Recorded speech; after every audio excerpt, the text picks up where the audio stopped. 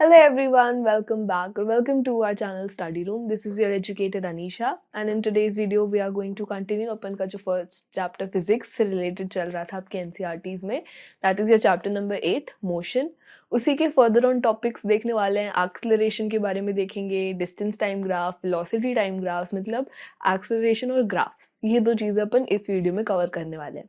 First part is already out. We discussed about displacement, distance, speed, ऐसी सारी चीज़ों के बारे में देखा था फर्स्ट पार्ट में. तो मेक श्योर वो भी एक बार देख लो जाके. चैनल पे सब्सक्राइब नहीं किया तो make sure to subscribe to the channel and like the video and share the video and comment if you have any doubts or anything related to like कुछ भी अगर पूछना है, comment section is always open for you guys. तो चलो start करते हैं. Now what is acceleration? Again this is a word we have heard in our everyday lives, right. मतलब कहीं ना कहीं किसी पॉइंट ऑफ टाइम में सुना होगा. मतलब कार, अगर आपके पेरेंट्स ड्राइव करते हैं, आप ड्राइव करते हो, तो ऐसे रेस देना, लाइक एक्सलरेट करते हो आप गाड़ी को. तो इसका मतलब क्या होता है? अगर एकदम साइंटिफिक टर्म में जानना, एकदम एनसीईआरटी लैंग्वेज में जानना है, तो basically acceleration is what it is the rate of change in velocity पर यूनिट टाइम. मतलब वेलोसिटी में जो चेंज आता है टाइम के according, like her interval of time में जो वेलोसिटी चेंज होती है उसको हम बुलाते हैं एक्सेलरेशन. कैसे, क्या, अभी सब अपन समझते हैं. अगर आपको बहुत एग्जांपल देना, अगर आप वीडियो गेम्स खेलते हो, एफपीएस वाले जो गेम्स होते हैं उसमें आप कार रेसिंग गेम्स खेलोगे या कुछ भी खेलते हो, ये होता है ना एक लाइक रेस देने का एक एक्सलरेट का बटन होता है जिसको आप देते हो तो आपकी स्पीड इंक्रीज हो जाती है. आप नॉर्मल भी ज़िंदगी में कार रेसिंग देखते हो या cars, buses, trucks, anything that drives on the road, उनकी स्पीड में फ्लक्चुएशन आप देखते हो, उनकी स्पीड, उनकी वेलोसिटी चेंज होते हुए देखते हो ना. तो बस इसी चेंज को, इसी वेलोसिटी की चेंज को हम बोलते हैं एक्सलरेशन. ठीक है, उससे पहले दो और कॉन्सेप्ट हैं जो एक बार क्विकली अपन देख लेते हैं. एक फर्स्ट पॉइंट अपन को यहाँ पे दिया है कि during uniform motion of an object along a straight line the velocity remains constant with time. मतलब जब एक ऑब्जेक्ट यूनिफॉर्म मोशन में है, यूनिफॉर्म मोशन मतलब क्या, कि वो इक्वल डिस्टेंसेस कवर कर रहा है इक्वल इंटरवल्स ऑफ टाइम पे, और वो एक स्ट्रेट लाइन में चल रहा है, मतलब उसका डायरेक्शन चेंज नहीं हो रहा है, तो वेलोसिटी जो होगी वो कांस्टेंट रहेगी in equal interval of time. मतलब वेलोसिटी में कोई चेंज नहीं आएगा. देखो, इन this case the change in velocity of the object for any time interval is zero. The change in velocity is zero. मतलब जब आप यूनिफॉर्म मोशन में हो प्लस एक स्ट्रेट लाइन में चल रहे हो तो आपकी वेलोसिटी में कोई चेंज नहीं आएगा. तो मतलब चेंज इन वेलोसिटी जीरो. ये नहीं बोल रहे कि वेलोसिटी जीरो है.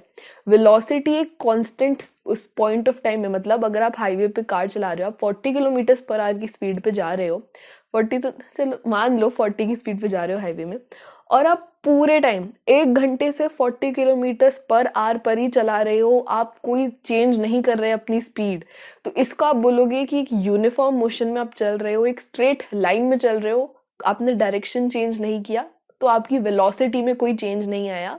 तो इसलिए change in velocity is zero. On the other hand, in non-uniform motion, velocity varies with time. It has different values at different instants at different points of the path.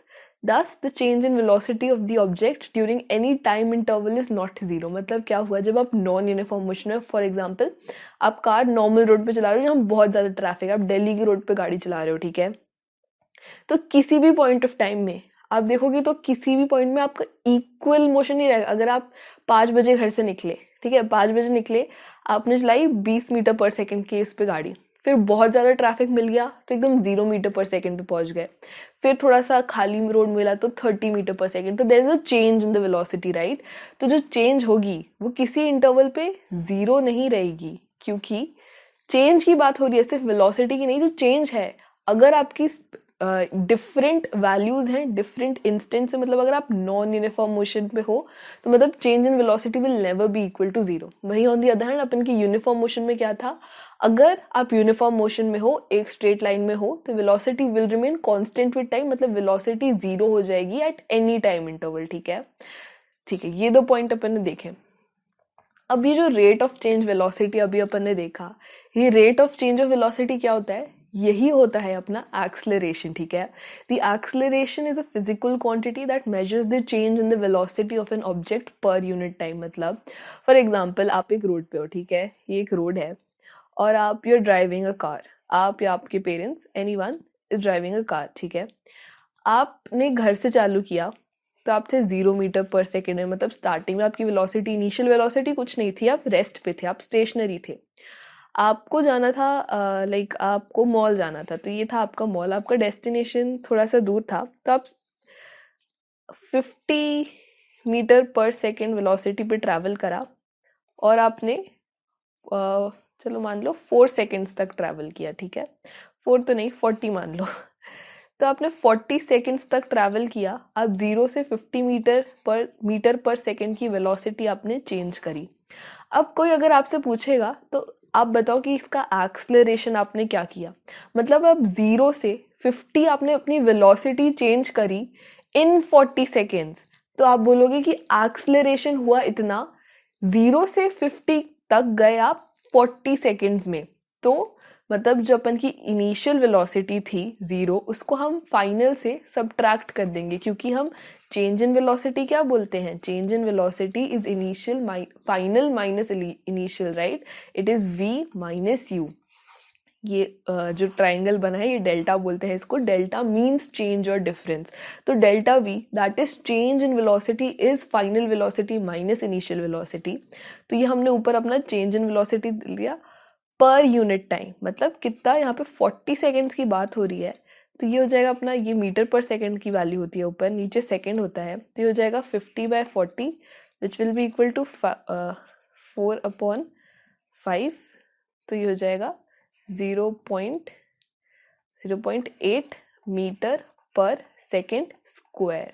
अब ये बोलोगे square कहाँ से आए, जो अपन का नीचे डिनोमिनेटर में टाइम था ना, तो यही बस ऊपर चला जाएगा तो स्क्वायर बन जाएगा।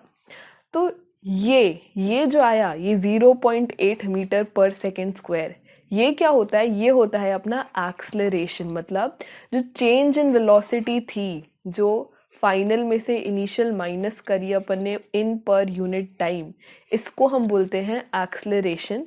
See, if the velocity of an object changes from an initial value u to the final value v in time t, the acceleration a is given by a is equal to v minus u in t, which is simply the change in velocity upon the time taken. मतलब क्या change आया कितने unit time में, उसी को हम बोलते हैं एक्सलरेशन, ठीक है।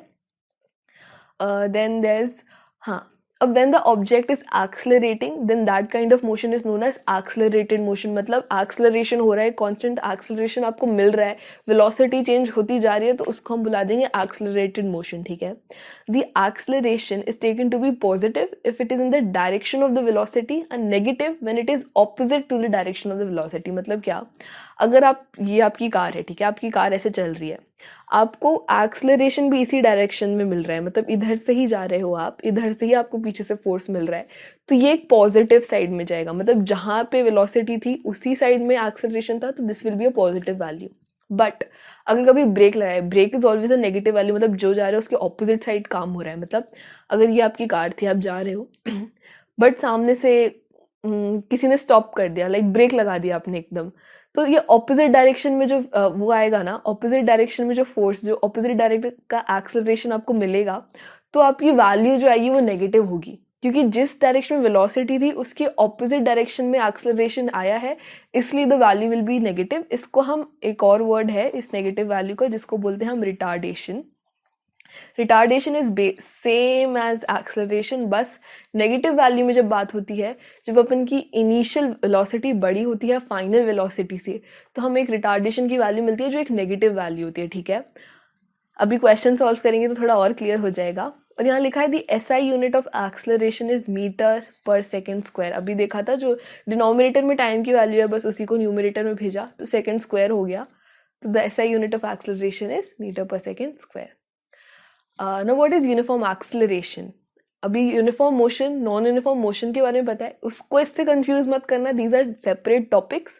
क्या होता है uniform acceleration? If an object travels in a straight line and its velocity increases or decreases, velocity में चेंज आता है, वेलोसिटी इंक्रीज हो या डिक्रीज हो by equal amounts in equal intervals of time, then the acceleration of the object is said to be uniform।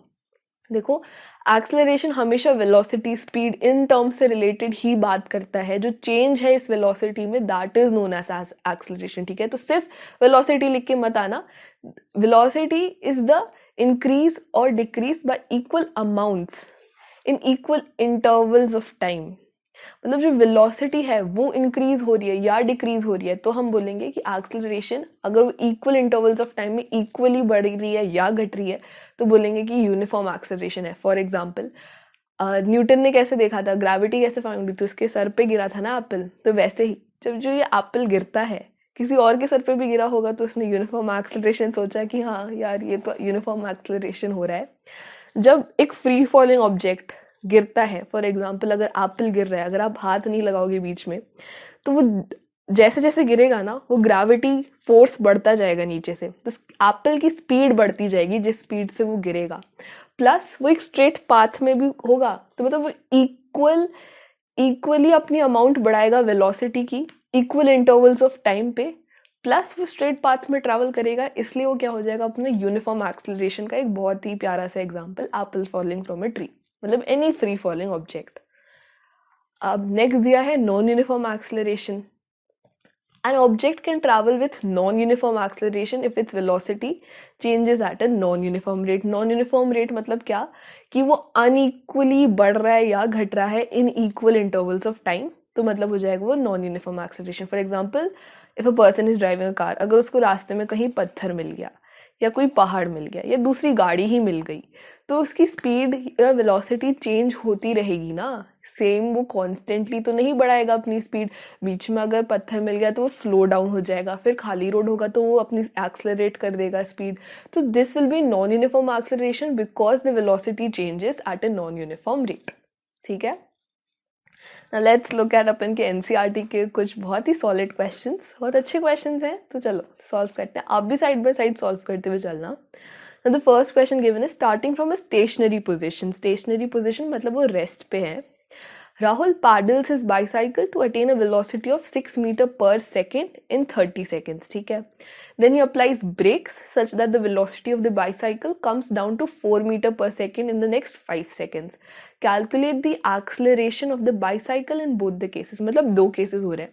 एक तो राहुल ने zero से बाइक चलाना स्टार्ट करी, मतलब जीरो पे था वो, उसने थोड़ा सा पैडल किया, मतलब बाइसाइकिल थी उसकी, और वो 6 मीटर पर सेकेंड की वेलोसिटी उसने हासिल कर ली 30 सेकेंड के अंदर। अब जब वो स्पीड में चल रहा है तो आप यार इन्फिनिटी तक थोड़ी ना चलते ही चले जाओगे, ब्रेक भी तो लगाओगे। तो राहुल ने भी ब्रेक लगाया, तो उसने 6 मीटर पर सेकेंड की वेलोसिटी पे ब्रेक लगाया और वो 4 मीटर पर सेकेंड तक कम हो गया, लाइक स्लो डाउन हो गया। ये कितनी देर में हुआ? 5 सेकेंड में। मतलब दो चीज़ें क्या हुई, एक तो गया वो 0 से 6 तक, सेकेंड में गया, मीटर पर सेकेंड पे बात हो रही है यहाँ पे हर जगह। सेकेंड था जब वो 6 मीटर पर सेकेंड की स्पीड पे था, वो स्लो डाउन होके 4 मीटर पर सेकेंड तक थोड़ा सा स्लो डाउन करा उसने। और ये स्टार्टिंग में हमारी चीज़ ये 30 सेकेंड में हुई और सेकेंड में हमारा ये 5 सेकेंड में हुआ। अब हमें कैलकुलेट करना है इन दोनों केसेस में क्या एक्सलरेशन है। माइंड करो दोनों जगह अपन को क्या बोला है, एक्सलरेशन हो रहा है। भले ही बड़ी इनिशियल वेलोसिटी है और एक जगह अपन की बड़ी फाइनल वेलोसिटी है, लेकिन दोनों केसेस किसके हैं? एक्सलरेशन के ही। तो चलो स्टार्ट करते हैं। फर्स्ट अपन को क्या दिया है कि जो अपन की इनिशियल वेलोसिटी है, इनिशियल वेलोसिटी अपन की क्या होती है? u, ठीक है। तो initial velocity u is equal to कितनी? 0 मीटर पर सेकेंड, क्योंकि वो स्टेशनरी था जब उसने स्टार्ट किया। और फाइनल वेलोसिटी क्या हो जाएगी फिर? फाइनल वेलोसिटी अपनी होती है v, which is first case के लिए थी 6 मीटर पर सेकेंड। तो अपनी एक्सेलरेशन का फॉर्मूला अभी देख कर आए, that is change in velocity upon time. तो चेंज इन वेलोसिटी क्या होता है अपना? Final minus initial. तो चेंज अपना हो जाएगा 6 माइनस 0 अपॉन टाइम। कितना लिया है इसने? 30 सेकेंड। तो ये हो जाएगा 6/30 which is simply equal to 0.2 metre per second square, जो उसकी SI यूनिट होती है। क्योंकि देखो टाइम सेकेंड में है, अपना ये ऊपर मीटर पर सेकेंड में है, तो सेकेंड बस ऊपर चला गया तो स्क्वायर बन गया। अब सेकेंड केस क्या दिया है कि उसने ब्रेक लगाया है। 6 मीटर पर सेकेंड से वो स्लो डाउन हुआ है 4 मीटर पर सेकेंड तक। तो इस केस में अपन की इनिशियल वेलोसिटी क्या थी, जो स्टार्टिंग में था वो क्या था, वो 6 मीटर पर सेकेंड में था ना। तो initial in this case will be 6 metre per second and final will be 4 metre per second. तो लिख देते हैं 4 मीटर पर सेकेंड। और ये कितनी देर में हो रहा है, अपना टाइम क्या है, टाइम t इज अपना 5 सेकेंड्स। ठीक है, अगेन बहुत सिंपल, एक्सेलरेशन का बस आप फॉर्मूला लगा दो, that is final minus initial upon time. इस केस में अपन को फाइनल दी है 4 minus initial that is 6 upon time that is 5। तो ये हो जाएगा -2/5 which will be equal to -2/5 आप करोगे तो ये हो जाएगा -0.4 मीटर पर सेकेंड स्क्वायर।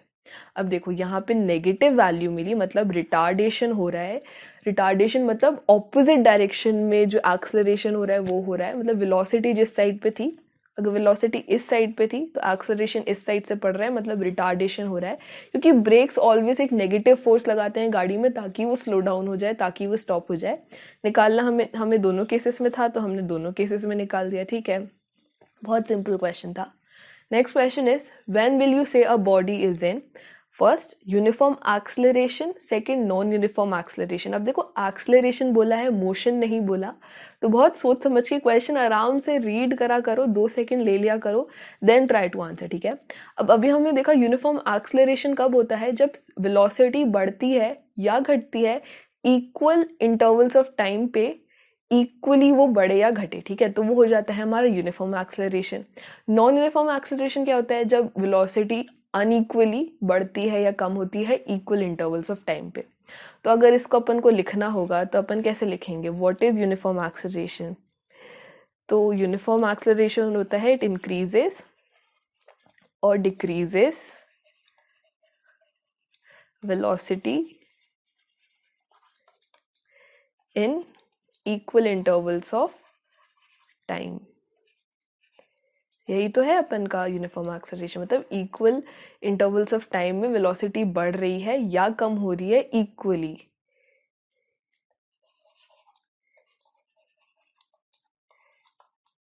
यहाँ पे इक्वल लगा दो, like increases or decreases equal amounts of velocity in equal intervals of time. फिर सेकंड अपन को दिया है नॉन यूनिफॉर्म एक्सेलरेशन। अब नॉन यूनिफॉर्म एक्सेलरेशन क्या हो जाएगा कि it increases or decreases unequal amount of velocity in equal intervals of time.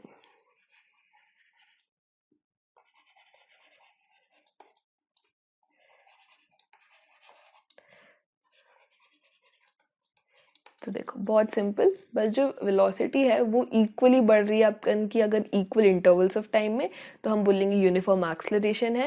लेकिन अगर वो अनइक्वल अमाउंट से बढ़ रही है या कम हो रही है लेकिन इक्वल इंटरवल्स ऑफ टाइम में, तो वो जाएगा अपना नॉन यूनिफॉर्म एक्सेलरेशन। अब सेकंड क्वेश्चन दिया है, a bus decreases its speed from 80 kilometres per hour to 60 kilometres per hour in 5 second, find the acceleration of the bus. मतलब एक बस थी वो 80 किलोमीटर्स पर आवर की स्पीड में चल रही थी, फिर उसको लगा नहीं यार बहुत ज़्यादा स्पीड हो गई, तो उसने अपनी स्पीड थोड़ी कम कर ली, वो 60 किलोमीटर्स पर आवर की स्पीड पे चला गया और ये कितनी देर में हुआ, 5 सेकेंड में। हमें फाइंड करना है कि एक्सेलरेशन क्या होगा बस का। अब यहाँ पे दिख रहा है कि जो इनिशियल वेलोसिटी थी वो बड़ी थी, फाइनल वेलोसिटी थी, तो मतलब एक रिटार्डेशन का केस है, मतलब नेगेटिव वैल्यू में आंसर आना चाहिए। ठीक है, तो स्टार्ट करते हैं।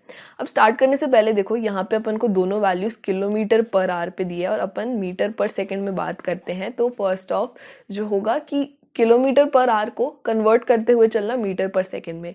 बहुत अगर सिंपल चीज़ चाहिए अगर आपको कन्वर्ट करना है, देखो 1 किलोमीटर कितना होता है 1000 मीटर, राइट। और 1 आवर कितना होता है, 1 आवर होता है 3600 सेकेंड। 60 सेकेंड नहीं होता, 60 इंटू 60 मतलब 1 आवर में 60 मिनट्स, और 60 मिनट्स को और 60 से इंटू करोगे क्योंकि 1 मिनट इक्वल्स टू 60 सेकेंड। ठीक है, तो ये अपन को डायरेक्ट क्या मिल जाएगा 5/18, राइट।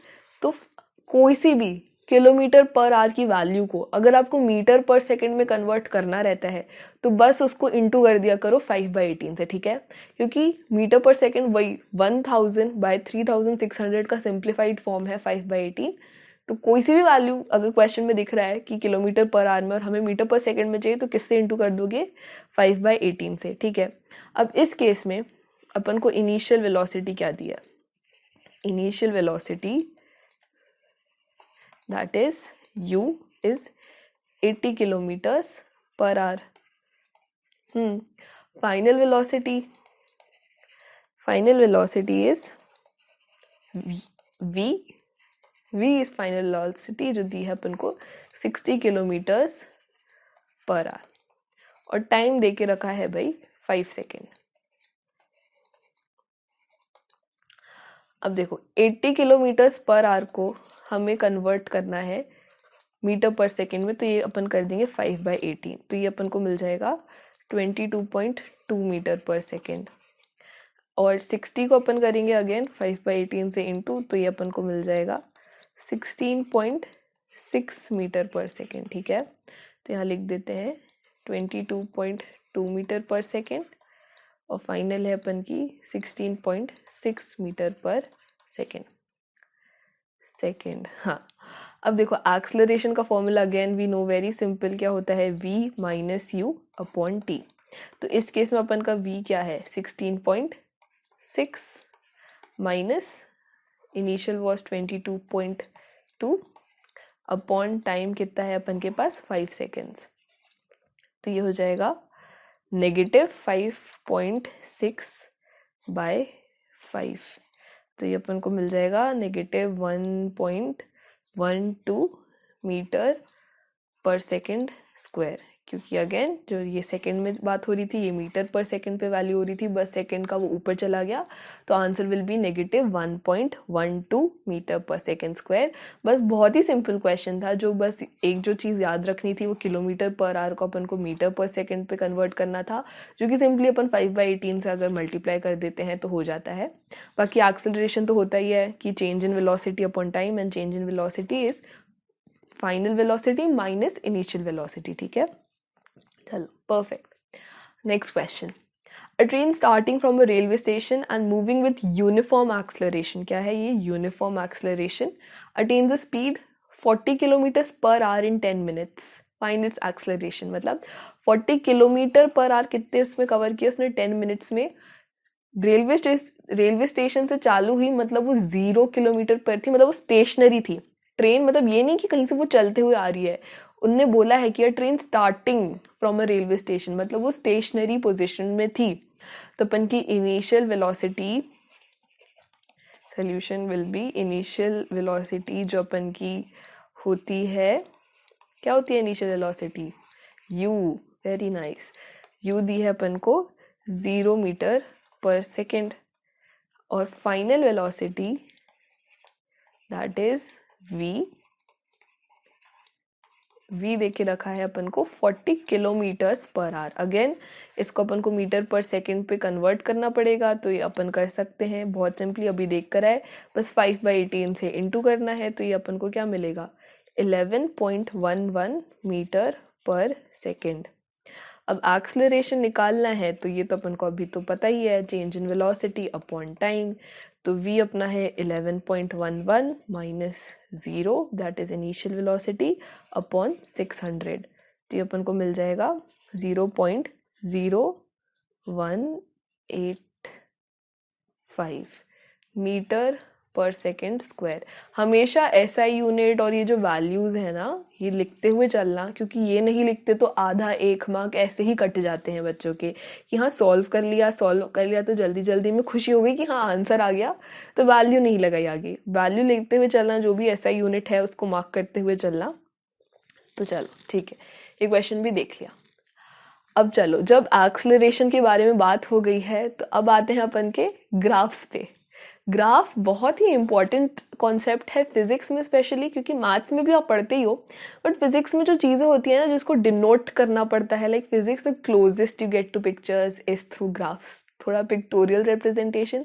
अब यहाँ पे देखे रखा है कि डिस्टेंस टाइम ग्राफ के बारे में पढ़ना है। अब डिस्टेंस टाइम ग्राफ क्या होता है, ग्राफ हमें पता है मेनली क्या होते हैं, दो एक्सेस पे बनते हैं ग्राफ, एक अपना होता है एक्स एक्सेस, एक होता है वाई एक्सेस।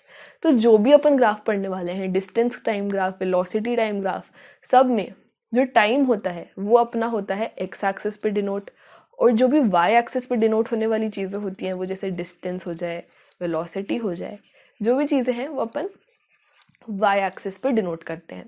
तो चलो स्टार्ट करते हैं। एक बहुत कॉमन एग्जांपल आपने ये देखा होगा, क्रिकेट मैच तो यार बहुत शौकीन बच्चे होते हैं क्रिकेट देखने के लिए, बच्चे क्या सभी लोग होते हैं।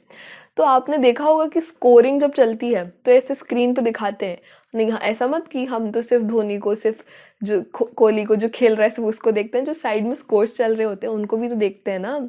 तो ऐसा होता है कि जो अपन का देखो, ये आपको दिख रहा है ग्राफ, ये जो है ये लाइन, ये अपन की क्या है, ये एक्स एक्सिस ही तो है। ये लाइन क्या है, ये वाई एक्सिस ही तो है। तो वाई एक्सिस पे रन्स मार्क्ड हैं, एक्स एक्सिस पे ओवर्स मार्क्ड हैं। तो इसका मतलब क्या है कि ये ग्राफिकल रिप्रेजेंटेशन है स्कोरिंग का। देखो अब स्कोरिंग कंपैरिजन है ए वर्सेस बी, जो ए का ग्राफ है वो ऊपर ऊपर जाता जा रहा है, बी का भी ऊपर नीचे ऐसे स्टॉप। मतलब mainly graphs are used to represent a lot of things, comparison दिखाने के लिए, कुछ चीज़ें फाइंड आउट करने के लिए। अभी जैसे देखेंगे डिस्टेंस टाइम ग्राफ से हम बहुत चीज़ें फाइंड आउट भी कर सकते हैं, ठीक है।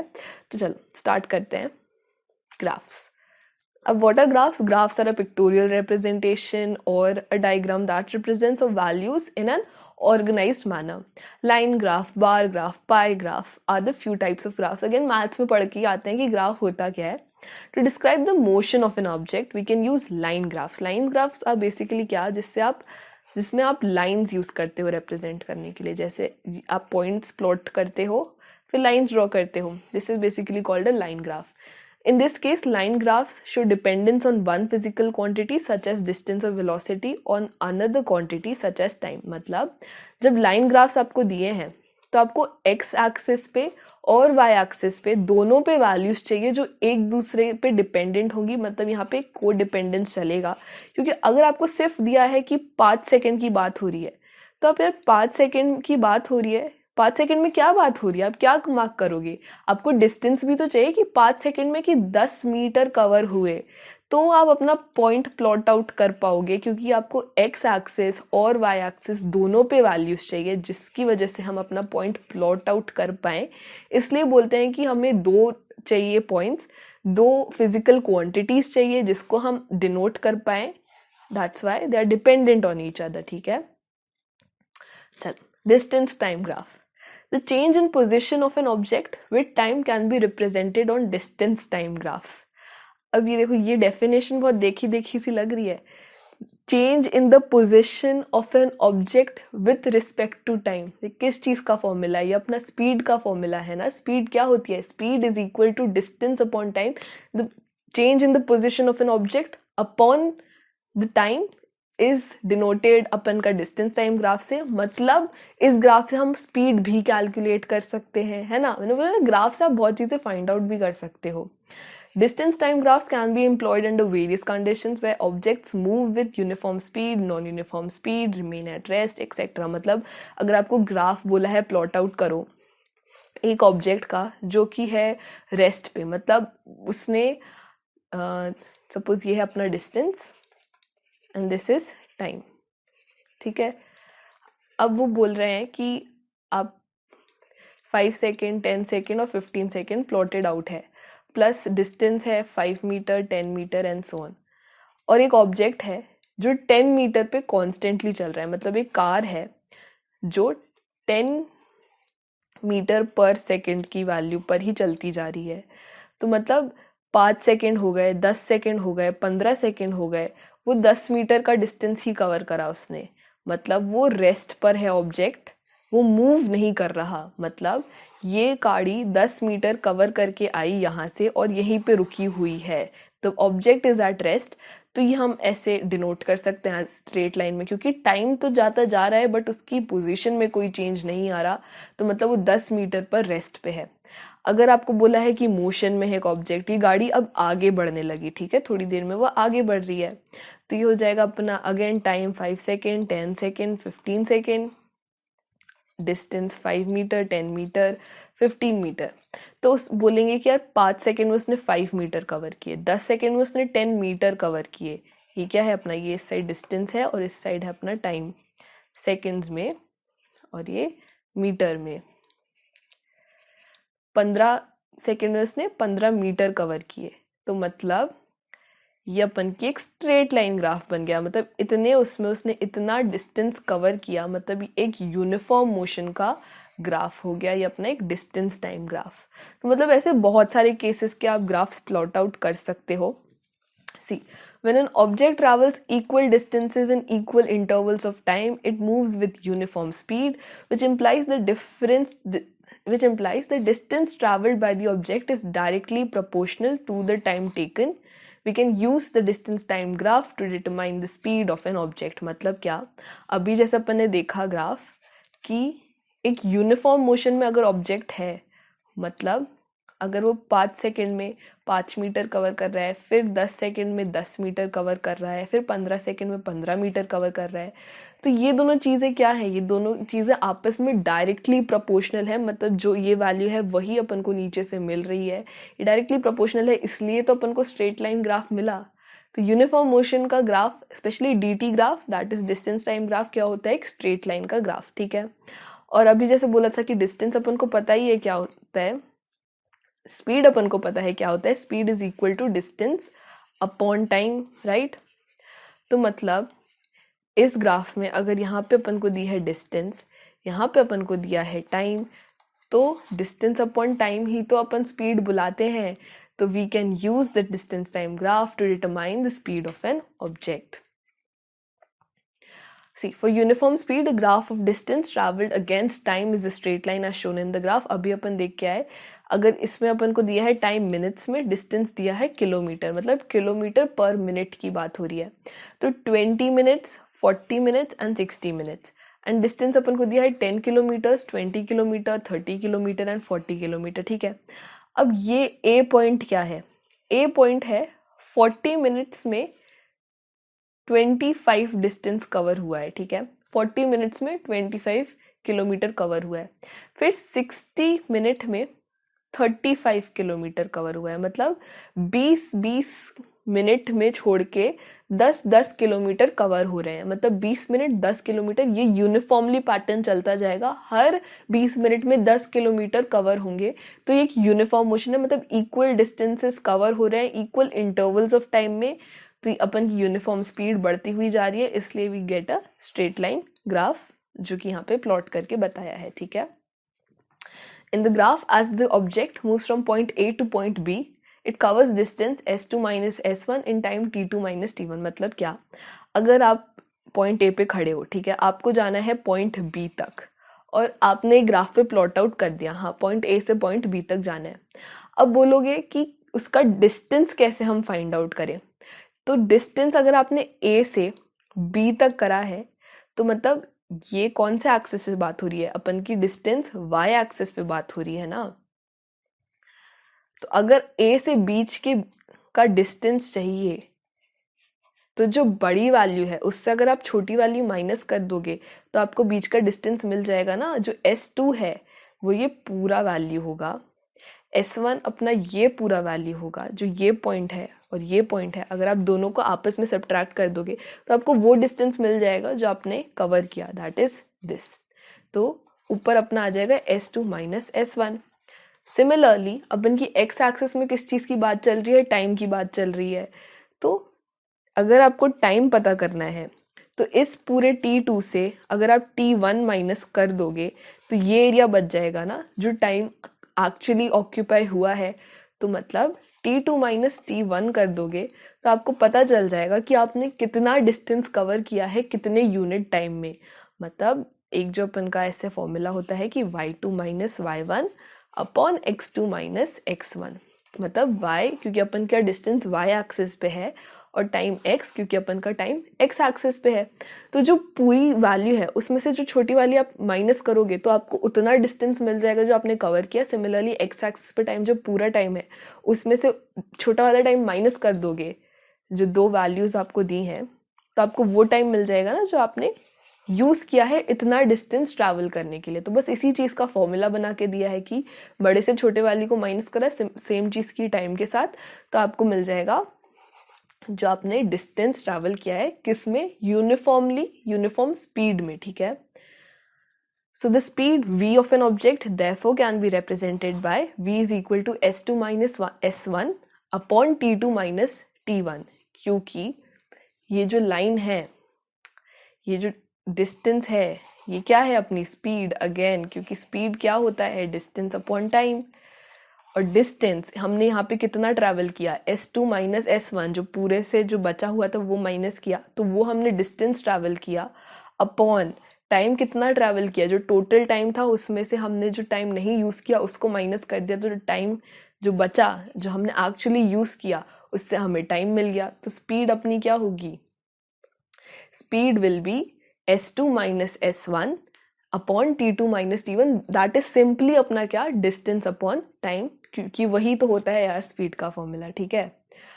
Now dt graph for a body moving with non uniform speed. अभी तक अपन किसके बारे में बात कर रहे थे, यूनिफॉर्मली जब बॉडी मूव कर रही थी।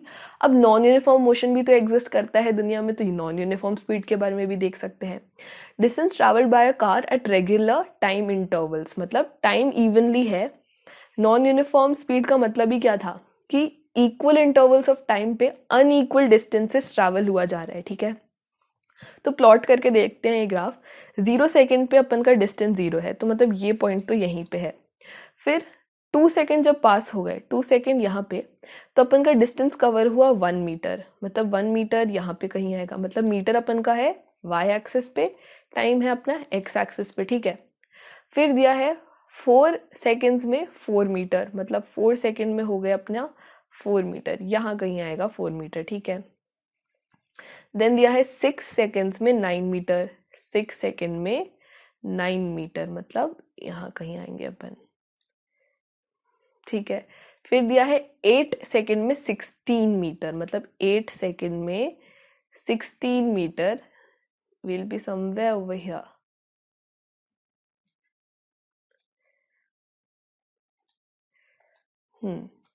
फिर दिया है 10 सेकेंड्स में 25 मीटर, मतलब 10 सेकेंड में 25 मीटर, मतलब इधर। फिर दिया है 12 सेकेंड्स में 36, मतलब और ऊपर चले गए, 10 सेकेंड्स में 36, ठीक है। अब ये पॉइंट हो गए अपन के प्लॉट, अब इसको करेंगे अपन ज्वाइन। तो भाई जब इसको ज्वाइन किया तो क्या एक स्ट्रेट लाइन मिली, नहीं मिली, ये तो कुछ एक कर्वी सी लाइन मिलेगी, कुछ ऐसी लाइन मिलेगी, ठीक है। वो आप कर लेना अपनी कॉपीज में उसको प्रॉपरली ज्वाइन। तो बेसिकली जब नॉन यूनिफॉर्म मोशन में बॉडी ट्रैवल करती है तो लाइन कर्वी आ सकती है, ऐसे टेढ़ी टेढ़ी टेढ़ी टेढ़ी आ सकती है, कैसी भी आ सकती है, बस वो स्ट्रेट लाइन नहीं आएगी। स्ट्रेट लाइन तभी dt ग्राफ में आ सकता है जब बॉडी यूनिफॉर्मली स्पीड में ट्रैवल कर रही है, मतलब इक्वल डिस्टेंसेस कवर कर रही है वो इक्वल इंटरवल्स ऑफ टाइम पे। नॉन यूनिफॉर्म स्पीड में ये होगा कि मतलब आड़ा टेढ़ा ग्राफ बनेगा, कर्व्ड लाइन का ग्राफ बन सकता है, कैसा भी ग्राफ बन सकता है। आप अपनी कॉपीज में एक बार ट्राई करके देखना। यहाँ पे कंपैरिजन में दिया है कि सपोज ये गाड़ी है जो यूनिफॉर्म मोशन में चल रही है और ये कार है जो नॉन यूनिफॉर्म मोशन में चल रही है। तो जो गाड़ी यूनिफॉर्म मोशन में है तो मतलब वो इक्वल डिस्टेंसेस कवर कर रही है भाई, इक्वल इंटरवल्स ऑफ टाइम पे। तो मतलब आपके पॉइंट्स तो बिल्कुल स्ट्रेट प्लॉट हो जाएंगे ना। देखो 10 किलोमीटर्स उसने कवर किया इतनी देर में, फिर 10 किलोमीटर्स करा सेम इंटरवल ऑफ टाइम पे, फिर 10 किलोमीटर्स कवर किया सेम इंटरवल ऑफ टाइम में। इसको अपन आवर से मान लेते हैं कि मतलब एक घंटे में वो 10 किलोमीटर कवर करता हुआ ही चल रहा है। मतलब ये नहीं कि एक घंटे में 20 कर लिया, फिर एक घंटे में 5 कर लिया, नहीं, हर एक घंटे में उसने 10 किलोमीटर कवर किया है। तो मतलब ये अपना एक यूनिफॉर्म मोशन का एग्जाम्पल है, ठीक है। तो इसलिए अपन को क्या मिला, स्ट्रेट लाइन मिली यहाँ पे। नॉन यूनिफॉर्म मोशन में क्या हुआ, पहले एक घंटे में उसने 20 किलोमीटर कवर किया, ठीक है, ये कवर किया उसने। फिर एक घंटे में उसने 5 किलोमीटर कवर किया, मतलब समथिंग अराउंड 25 उसने कवर किया, ठीक है। फिर उसने एक घंटे में 5 किलोमीटर कर लिया और 5 किलोमीटर उसने कवर कर लिया, तो 30 पे चला जाएगा वो। तो जब वो 30 पे चला गया तो ये आ जाएगा अपन को 3 आवर्स में। फिर एक घंटे में उसने और 10 किलोमीटर, मतलब 40। तो ये देखो कोई पैटर्न नहीं था ना, मतलब वो आड़ा टेढ़ा अपन का ग्राफ बना, तो इसलिए नॉन यूनिफॉर्म मोशन का क्या हो सकता है, वो कर्व आ सकता है, वो ऊपर नीचे आ सकता है, बट यूनिफॉर्म मोशन में जहाँ अपन की इक्वल डिस्टेंसेस कवर हो रही है इक्वल इंटरवल्स ऑफ टाइम में, उसका अपन को मिलेगा एक स्ट्रेट लाइन ग्राफ। चलो next, dt graph for an object at rest. ये तो यार थोड़ा खुद चलो अपन सोचते हैं क्या हो सकता है। ये था अपन का ग्राफ, यहाँ अपन लेते हैं टाइम अपने x एक्सिस पे और y एक्सिस पे लेते हैं अब अपन ना डिस्टेंस, ये हो गया dt ग्राफ। तो जब एक ऑब्जेक्ट रेस्ट पे है मतलब वो मूव नहीं कर रहा, टाइम तो बढ़ता जाएगा यार, टाइम अपन ले लेते हैं आवर्स में 5, 10, 15 और डिस्टेंस अपन ले लेते हैं किलोमीटर में। तो एक ऑब्जेक्ट अगर 5 किलोमीटर्स पे है और वो रेस्ट पे है, वो आगे नहीं बढ़ा, तो यार 5 घंटे हो गए वो 5 किलोमीटर में ही था, 10 घंटे हो गए वो 5 किलोमीटर पर ही है, 15 आवर्स हो गए और वो 5 किलोमीटर पर ही है। तो जब अपन का ऑब्जेक्ट जब स्टेशनरी हो या फिर रेस्ट में हो तो ग्राफ अपन का एक स्ट्रेट लाइन से देते हैं, क्योंकि अपन की जो स्पीड है, जो डिस्टेंस है, वो नहीं चेंज हुआ है। तो इसलिए ये जो टाइम है, जो t है और जो डिस्टेंस है, जो s है, that will be a straight line because there is no change in the distance. So when the object is stationary or at rest, then the graph is given by ऐसे एक parallel line x axis के, क्योंकि time बढ़ता जा रहा है but अपन का distance में कोई चेंज नहीं है, तो it is a parallel line parallel to x axis। ठीक है। Now dt graph for the objects having different speeds. जब speed में difference आता है तो कैसे ग्राफ बने? When the objects are having different speeds, then the one having higher steepness will have higher speed as shown in the graph. मतलब इसमें बोला है कि ये वाली जो लाइन है इसकी स्पीड ज़्यादा होगी कंपेयर टू इस वाली की जिसकी स्पीड कम होगी। मतलब एक हाई वेलोसिटी वाला ग्राफ है, एक लो वेलोसिटी वाला ग्राफ है। इसकी हाई क्यों होगी? क्योंकि देखो यहाँ अपन क्या लेते हैं dt ग्राफ में, यहाँ अपन का होता है डिस्टेंस, यहाँ होता है अपना स्पीड, है ना।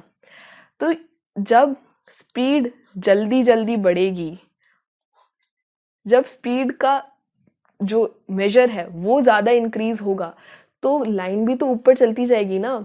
जैसे जैसे स्पीड ज़्यादा बढ़ेगी तो आपकी लाइन भी ऐसे से टिल्ट होती जाएगी कंपेयर टू अगर मैं ये लाइंस ड्रॉ करूँ। तो देखो स्पीड ज़्यादा है ना, ज़्यादा टाइम में ये कवर हो रहा है, तो मतलब स्पीड उसकी ज़्यादा टाइम ले रहा है उतना डिस्टेंस कवर करने में एज कम्पेयर टू अगर लाइन आपकी ऐसी है ऊपर की तरफ टिल्टेड है, मतलब ज़्यादा स्पीड में वो चल रहा है कम टाइम में। क्योंकि ये देखो यहाँ पे आपका कम टाइम लगेगा कंपेयर टू दिस जिसमें ज़्यादा टाइम लगेगा, मतलब कम स्पीड ज़्यादा टाइम में कवर हो रही है और उधर अपन का बहुत ज़्यादा स्पीड कवर हो रहा है बहुत ही कम टाइम पे। ठीक है।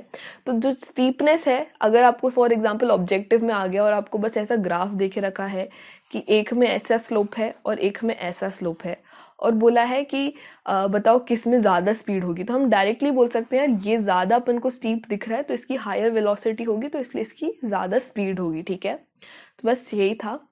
Next we have velocity time graph. अभी डिस्टेंस टाइम ग्राफ देखे तो वेलोसिटी टाइम ग्राफ भी देखेंगे। वेलोसिटी टाइम ग्राफ, वेलोसिटी क्या होती है अपन की डिस्प्लेसमेंट अपॉन टाइम।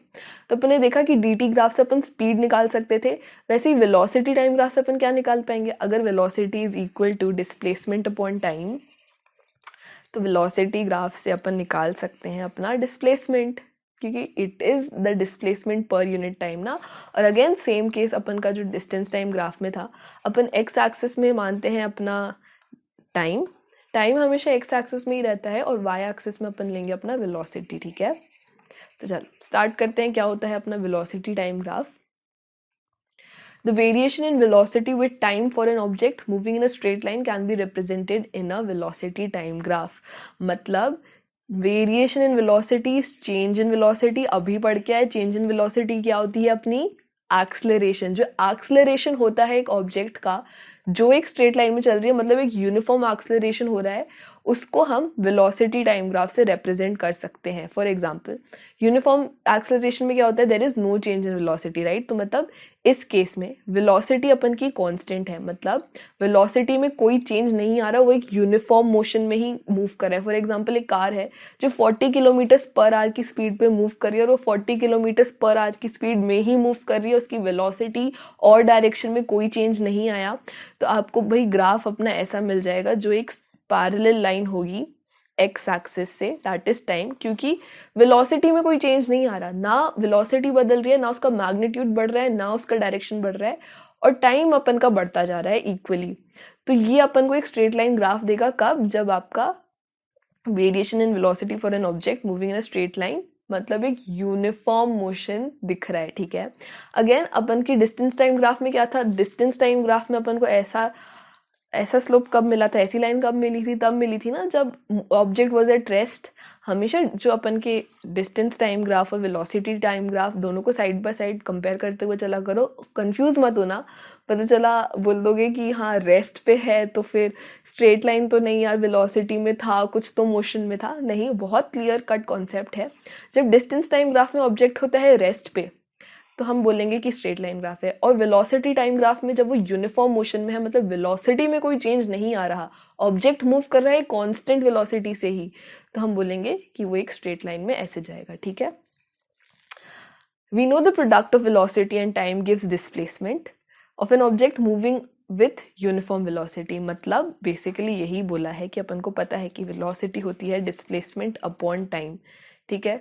तो वेलोसिटी इनटू टाइम, अगर इसको अपन उस साइड भेज देंगे तो क्या मिलेगा अपन को, डिस्प्लेसमेंट मिलेगा ना। तो the product of velocity and time gives displacement, the area enclosed by the velocity time graph and the time axis will be equal to the magnitude of the displacement। मतलब अगर आपको ये ग्राफ दिया रखा है, ये अपना है x axis, this is your y axis, this is your velocity and this is your time, है ना।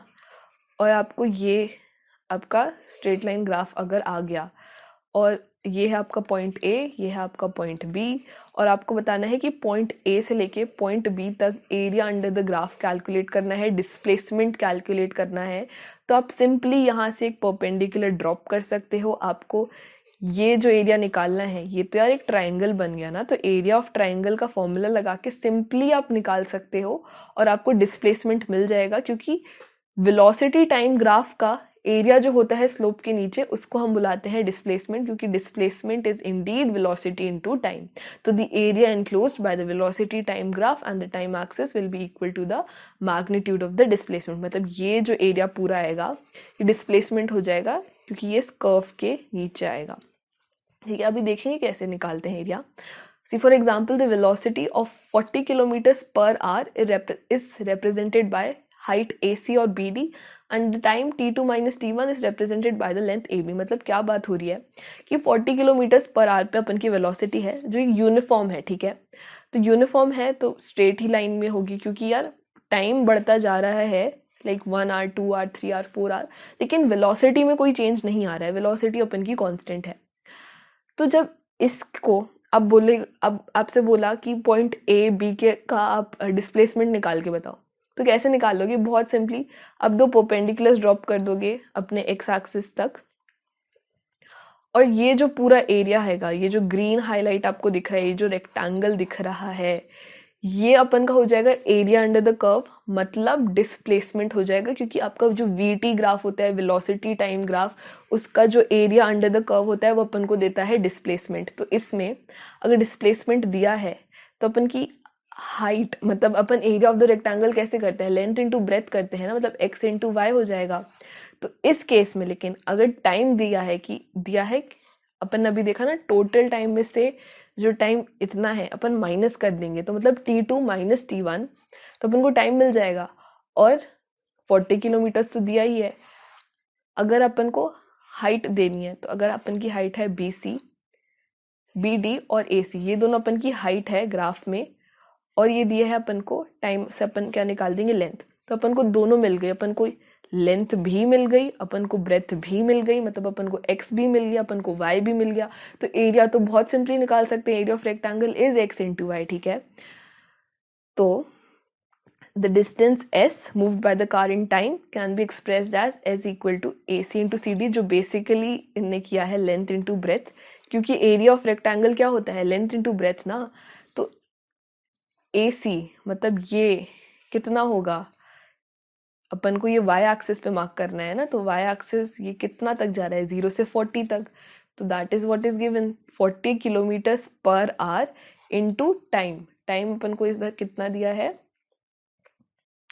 टाइम दिया है अपन को 0 से लेके 4 तक बात हो रही है, तो मतलब 4 माइनस 1 करोगे, क्योंकि देखो यहाँ पे इतना अपन को सब्ट्रैक्ट करना है, पूरे में से जो यूज नहीं किया वो माइनस कर देंगे, तो ये हो जाएगा 4 minus 1 that is equal to 3। तो ये हो जाएगा 40 इंटू 3, तो ये हो जाएगा 120 किलोमीटर पर आवर, जो अपन का area of the rectangle ABCD था। और ये अपन का क्या हुआ, ये अपन का हो गया डिस्प्लेसमेंट, क्योंकि जो area under the VT graph होता है वो अपन को डिस्प्लेसमेंट ही देता है। देखो बहुत सिंपली अपन ने फॉर्मूला भी नहीं लगाया, बस अपन ने area of the rectangle calculate कर दिया और अपन को आंसर मिल गया। Now the plot of uniform accelerated motion using velocity time graph. Consider a car being driven along a straight road for testing it's engine, मतलब टेस्ट ड्राइव चल रही है car की। Suppose a person sitting next to the driver records its velocity after every 5 seconds by noting the reading of the speedometer of the car. Speedometer क्या, एक given point of time में car की speed measure करता है। The velocity of the car is measured in kilometer per hour as well as in meter per second and at different instances of time। मतलब जो बंदा गाड़ी चला रहा था उसके बगल में एक और पर्सन बैठा है और वो गाड़ी की स्पीड हर 5 सेकेंड में मेजर कर रहा है, मतलब इक्वल इंटरवल्स ऑफ टाइम पे वो गाड़ी की स्पीड मेजर करता है। And for all uniformly accelerated motion, the velocity time graph is a straight line। मतलब अगर आपका जो ग्राफ है 5-5 सेकेंड में वो कर रहा है ना, 5 सेकेंड, 10 सेकेंड, 15 सेकेंड, और हर एक उसमें यूनिफॉर्मली स्पीड इंक्रीज हो रही है, लाइक पहले 5 मीटर थी, फिर 10 मीटर, फिर 15 मीटर, अगर ये यूनिफॉर्मली स्पीड इंक्रीज हो रही है यूनिफॉर्मली टाइम इंक्रीज के साथ, तो आपका वेलोसिटी टाइम ग्राफ भी क्या हो जाएगा, एक सीधी स्ट्रेट लाइन।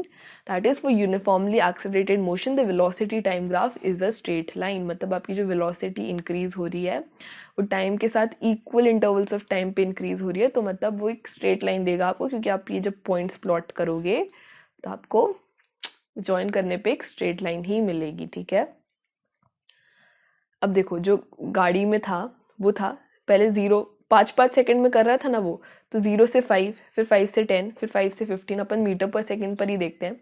तो इनिशियल वेलोसिटी तो भाई 0 थी, क्योंकि 0 वो रेस्ट पे था। ठीक है, फिर उसने 5 सेकेंड में 2.5 मीटर कवर किया, फिर 10 सेकेंड में 5 मीटर कवर किया, फिर और 5 सेकेंड में और 7.5, मतलब हर 5 सेकेंड में वो 2.5 मीटर कवर कर रहा है। जो अपन का ग्राफ है उसमें देखो, हर 5 सेकेंड में वो 2.5 मीटर कवर कर रहा है, मतलब 10 पे 5 इधर, मतलब हर 5-5 सेकेंड में अगर 2.5 कवर हो रहा है तो मतलब इक्वल इंटरवल्स ऑफ टाइम पे इक्वल वेलोसिटी कवर हो रही है, मतलब दोनों के बीच का जो यूनिफॉर्मिटी है वो प्रेजेंट है, तो मतलब यूनिफॉर्मली एक्सेलरेटेड मोशन हो रहा है। जो इंटरवल्स है, जो आपकी वेलोसिटी बढ़ रही है उसी के अकॉर्डिंग आपका टाइम भी जाता जा रहा है, तो यही तो होता है अपन का यूनिफॉर्मली एक्सेलरेटेड मोशन का डेफिनेशन। तो the distance moved by the car can be determined from its velocity time graph, जो डिस्प्लेसमेंट होती है नीचे की, क्योंकि इस केस में जो शॉर्टेस्ट पाथ है जो वो ग्राफ पे ले रहा है वही will be the equal distance की इक्वल। तो अब यार यही तो देखा था, the shortest path taken is displacement, नहीं, शॉर्टेस्ट डिस्टेंस इज डिस्प्लेसमेंट। तो इसलिए the distance moved by the car can be determined from its velocity time graph. The area under the velocity time graph gives the distance, that is the magnitude of displacement, क्योंकि इस case में जो shortest path था वही displacement और distance दोनों equal है, and that is moved by the car in a given interval of time. मतलब अगर आपसे कोई बोलेगा कि अगर आपकी कार ए से लेके पॉइंट ई तक जा रही है और आप इसके बीच का डिस्प्लेसमेंट बताओ, तो आप ये जो एरिया है, ये इस पूरे एरिया को बस सिंपली आप इसका एरिया फाइंड आउट कर सकते हो। जैसे आप बोल सकते हो area of rectangle ABCD plus area of triangle AED will give us the area of पूरा ABCDE, और वो अपन की क्या हो जाएगी, A से लेके E तक के बीच के डिस्प्लेसमेंट, क्योंकि जो displacement under the VT graph होता है वो जो कर्व के नीचे होता है वही चीज़ तो अपन को डिस्प्लेसमेंट देती है। See, if the car, वही चीज अब देखो यहाँ पे एक्सप्लेनेशन में भी दिया है, if the car would have been moving with uniform velocity, the distance traveled by it would be represented by the area ABCDE under the graph। मतलब ये जो एरिया है, अगर आपकी कार पॉइंट A पे है और वो पॉइंट E तक गई और आप बोलो, कोई आपसे पूछेगा कि उसके बीच का आप डिस्टेंस बताओ, उसके बीच का आप डिस्प्लेसमेंट बताओ, तो आप सिंपली बस ये जो है ABCD का रेक्टेंगल का एरिया प्लस जो AED ऊपर ट्राइंगल है, इन दोनों का एरिया हम ऐड कर देंगे, तो जो ये एरिया है वही हमारा क्या हो जाएगा, डिस्प्लेसमेंट.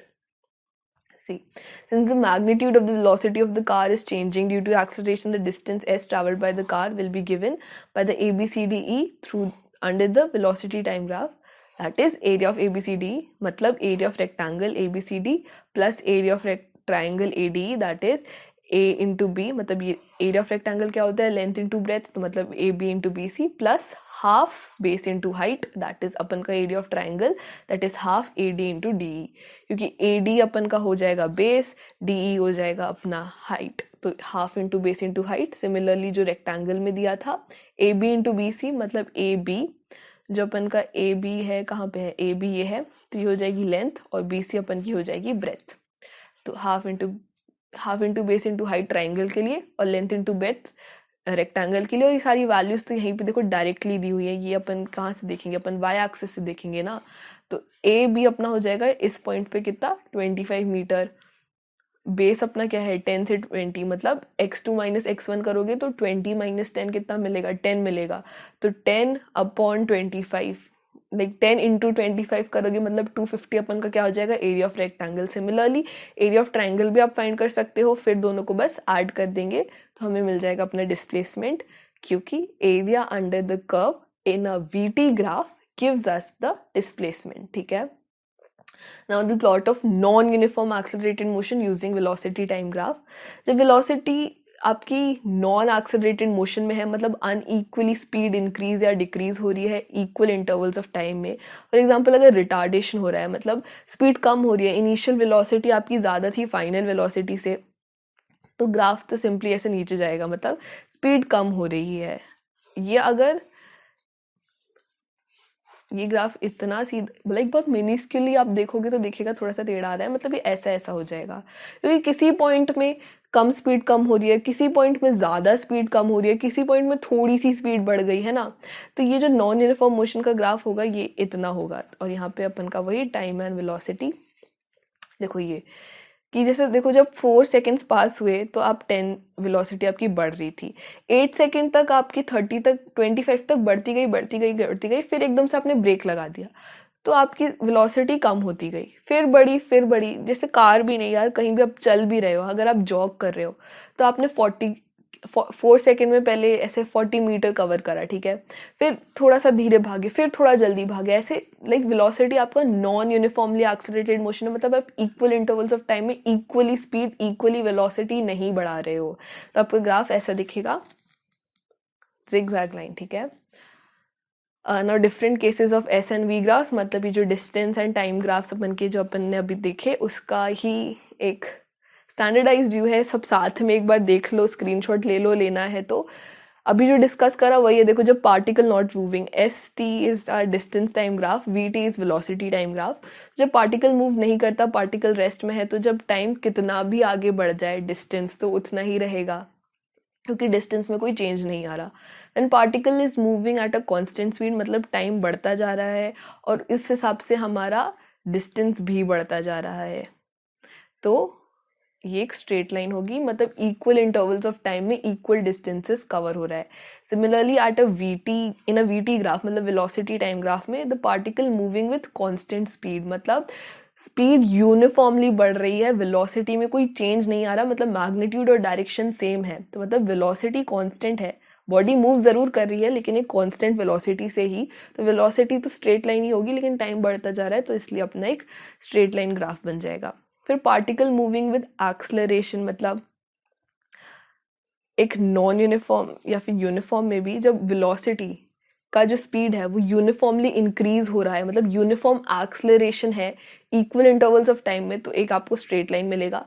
नॉन यूनिफॉर्म में अपन का क्या था, नॉन यूनिफॉर्म में अपन का ऐसा था ना, अभी लास्ट स्लाइड में ही देख कर है, the area under the speed time graph is the distance the particle travels. Again जो अगर आपको speed is equal to distance upon time है तो फिर जो स्लोप होगा वो स्पीड देगा और अंडर द एरिया अपन को डिस्टेंस देगा. वेलोसिटी टाइम ग्राफ में जो अपन का स्लोप था उसके अंदर अपन को डिस्प्लेसमेंट जो एरिया है वो अपन को डिस्प्लेसमेंट देगा, ठीक है। अब चलो क्वेश्चंस देखते हैं।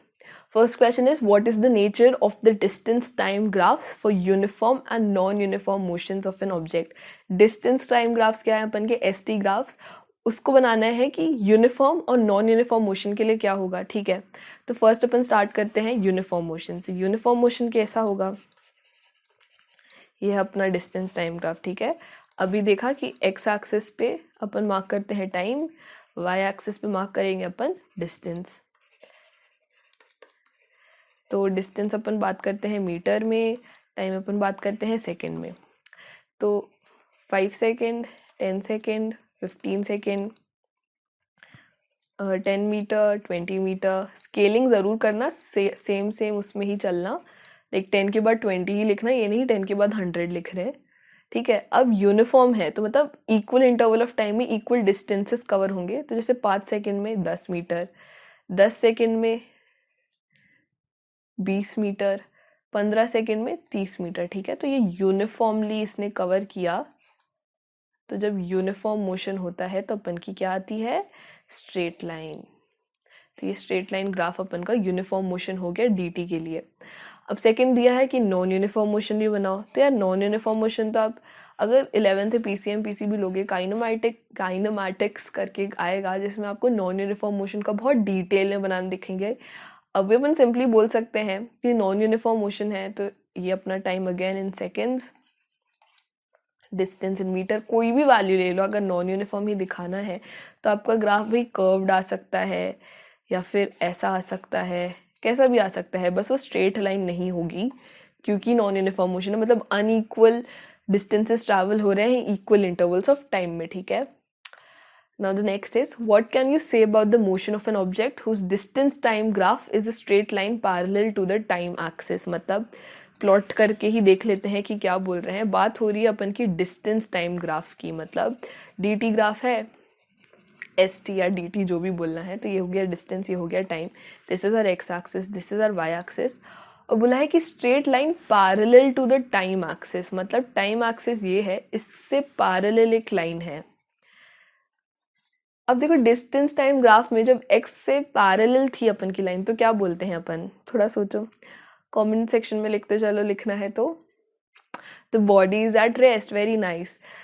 तो व्हेन द बॉडी और the object is at rest in a distance time graph, then we say that the motion of an object is at rest when the line is parallel to the x axis, that is our time axis। क्योंकि यार time बढ़ता जा रहा है, कोई distance वो cover नहीं कर रहा, वो एक ही जगह पे अपना पॉज्ड है। लाइक टाइम बढ़ता जा रहा है और डिस्टेंस बिल्कुल नहीं चेंज हो रहा है, तो मतलब क्या है, body is at rest, body motion में ही नहीं है, body is at a body या फिर ऑब्जेक्ट इज एट रेस्ट, ठीक है। Next question. What can you say about the motion of an object if its speed time graph is a straight line parallel to the time axis? अब देखो speed time graph की बारे में बात हो रही है, मतलब वेलोसिटी टाइम ग्राफ।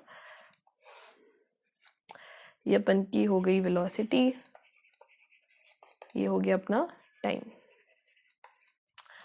अब बोला है कि एक्स एक्सिस अपना ये है, वाई एक्सिस अपना ये है और ऐसा है, मतलब पैरेलल है टाइम के। अब वीटी ग्राफ में कब होती है एक्स के पैरेलल लाइन,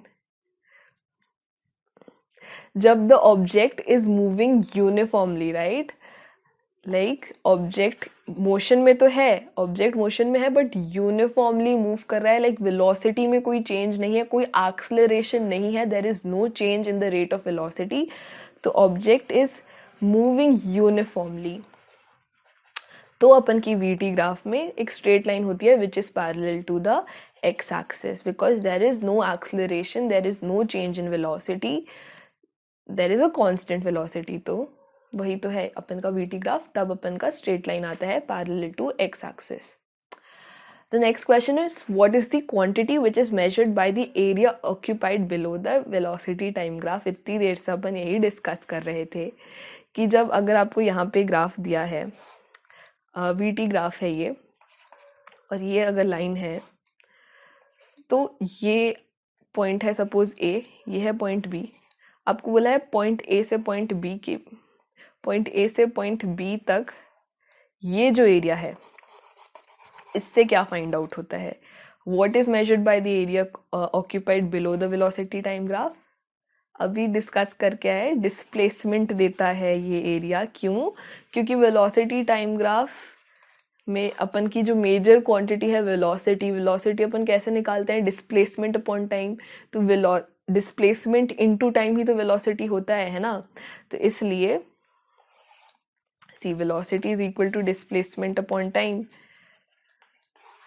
तो जब ये डिस्प्लेसमेंट की बात हो रही है, वेलोसिटी है यहाँ पे, टाइम है, तो ये जो एरिया होगा वो क्या देगा अपन को? Simply displacement. ठीक है, okay, so that's it for today's video. Hope you liked it, hope you understood. थोड़े से कॉम्प्लिकेटेड टॉपिक्स होते हैं ये, स्पेशली जो ग्राफ्स हैं। अगर आपको कुछ भी लग रहा है कि क्लियर नहीं है, फिर से समझना है, make sure to put it in the comment section.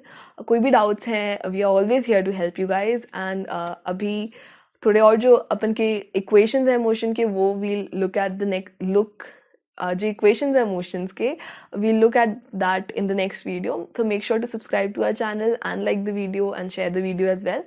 And I'll see you guys in the next video.